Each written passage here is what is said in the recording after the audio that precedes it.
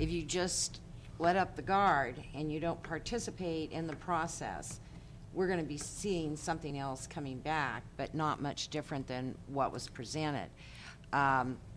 It's 1 o'clock and 7 o'clock.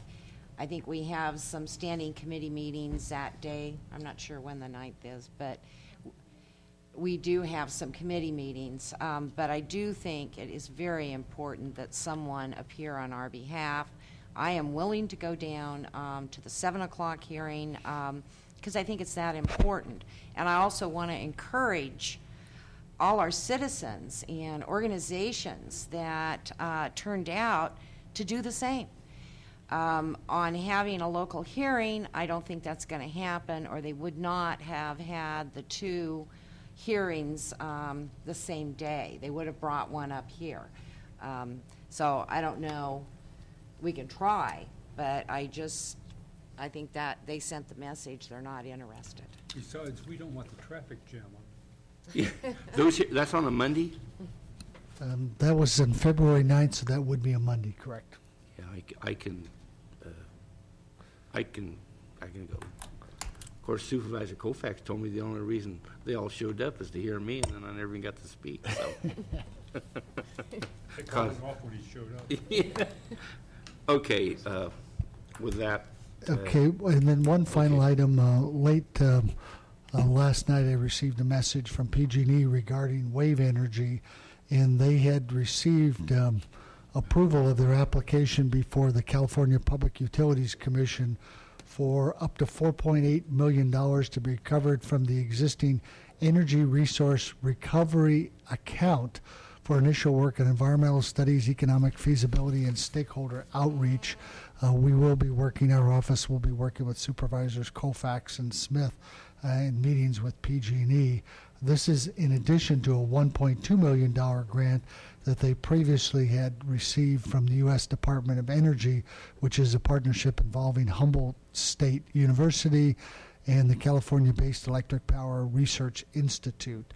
So they will be putting a proposal together to talk to the county, but before you heard that through any other means, I wanted to let you know that our office received that communication from PG&E directly after the PUC hearing yesterday. Tom, what is that account? Do you have any idea? I think that account is one that is on all of our utility bills. I think it is. It's ratepayers. I think it is ratepayer money, and so everyone is providing funding for this. From our initial conversations we had with PG&E, I believe the first 2 years of the project is an EIR-based approach to what is going on, as well as economic feasibility. In conversations, I believe they have made a commitment that just like any other firm that's doing the development, that part of what they would expend funds for is for a staff person for the planning department for any of the EIR work that needs to be done. We haven't received that in writing, but we had let them know that is our expectation.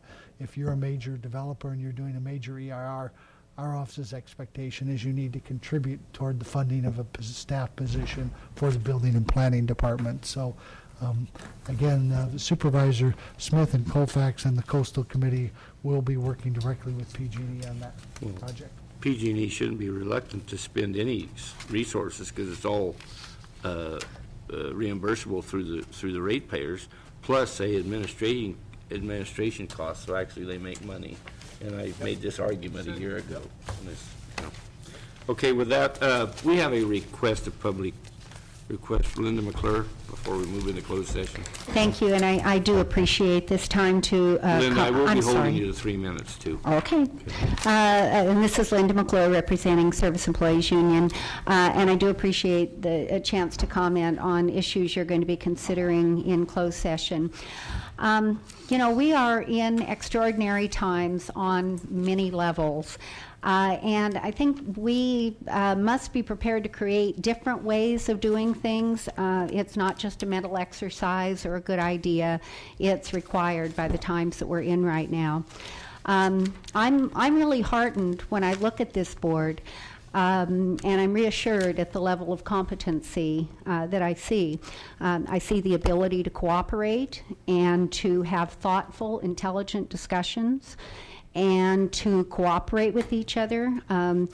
And to exert the leadership that we need to steer the county in these extraordinary times. To facilitate a shift in the culture to cooperation and open, full disclosure communication, because we really do need everybody's contribution. Mendocino County workers have already given a day's pay as contribution and are being asked for 11 more in the next 5 months. As I'm out talking with county workers, the message I hear is mixed. For the staff in HHSA, well, they all agree that each day off really hurts them financially. And there's also a concern with staff to management ratio, the cost to the county there, some of the structural issues. HHSA, Health and Human Services Agency staff, is willing to take unpaid time to save coworkers' jobs and services to the county residents. The non-HHSA units we have not gotten a clear mandate from them at this point. But the bailout has to come with some accountability. The union's position is, first of all, the county workers should not bear the full burden of the budget shortage. They are prepared to help, but the full burden should not be on their back. We also want close accountability, that we're not interested in writing a blank check. We want commitment to funding additional cost savings and increased revenue sources. And we want a hard hire freeze with limited exceptions, because it's very demoralizing to see new staff hired while layoff lists are being prepared. We want economic justice, and to the extent cost savings are gained by unpaid time off, it should be borne proportionately equal for everyone who draws pay from the county at every level.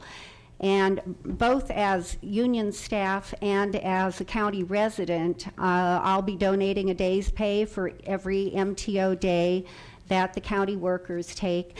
And here's my first installment for the day they've already taken. How many of you are going to be doing the same thing? Good. So 3 of the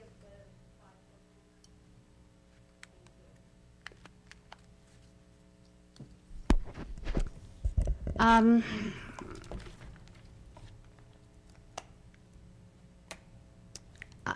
It is, again, not fair to have line staff take more days off than managers or department heads. It's not fair to have a county worker lose pay and have a contractor doing the same work being paid a full amount. If county workers are going to contribute money, we need a regular review of the county budget and the effects of federal and state funds, the attrition that the retirements are going to result in, and wage savings, other wage savings. We want real numbers with real explanations behind them, and we've received a good many ideas, and we're prepared to bring those to the table, but we need your commitment as a board for exploring additional cost savings and increased revenues through collaboration with the entire county workforce. We would like to work with the other bargaining units and report back to you, because we need your support for making changes. And just in the interest of clear and accurate communication regarding the union's position, the HHSA staff is prepared to start a 36-hour work week beginning February 13th. We do not want it to be the fall.